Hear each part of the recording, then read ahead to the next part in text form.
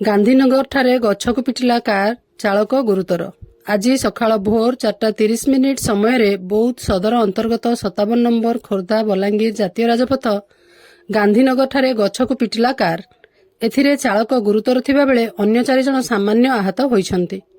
ମିଳିଥିବା ସୂଚନା ଅନୁସାରେ ନବରଙ୍ଗପୁରଠାରୁ ଭୁବନେଶ୍ୱର ମାରୁତି ଡିଜାୟାର କାର ଯୋଗେ ଚାଳକ ସହିତ 4 ଜଣ ଯାଉଥିବା ସମୟରେ ବୌଦ୍ଧ ସଦର ଅନ୍ତର୍ଗତ 57 ନମ୍ବର ଜାତୀୟ ରାଜପଥ ଗାନ୍ଧୀନଗରଠାରେ କୌଣସି କାରଣବଶତଃ କାର ରାସ୍ତା କଡ଼ରେ ଥିବା ଗଛରେ ପିଟି ହୋଇ ଦୁର୍ଘଟଣାଗ୍ରସ୍ତ ହୋଇଛି। ଏଥିରେ ଚାଳକ ଛାତିରେ ଓ ମୁଣ୍ଡରେ ଗଭୀର ଆଘାତ ଲାଗିଥିବାରୁ ଗୁରୁତର ହୋଇଥିବା ବେଳେ ବାକି ଯାତ୍ରୀମାନେ ସାମାନ୍ୟ ଆହତ ହୋଇଥିବା ଜଣାପଡ଼ିଛି। ଘଟଣାସ୍ଥଳରୁ ଗୁରୁତର ଚାଳକ ଓ ଅନ୍ୟ ଆହତମାନଙ୍କୁ 108 ଆମ୍ବୁଲାନ୍ସ ଯୋଗେ ବୌଦ୍ଧ ଜିଲ୍ଲା ମୁଖ୍ୟ ଡାକ୍ତରଖାନାରେ ଭର୍ତ୍ତି କରାଯାଇଛି। ଏନେଇ ବୌଦ୍ଧ ଆଦର୍ଶ ଥାନା ପୋଲିସ ଘଟଣାସ୍ଥଳରେ ପହଞ୍ଚି ତଦନ୍ତ ଜାରି ରଖିଛନ୍ତି।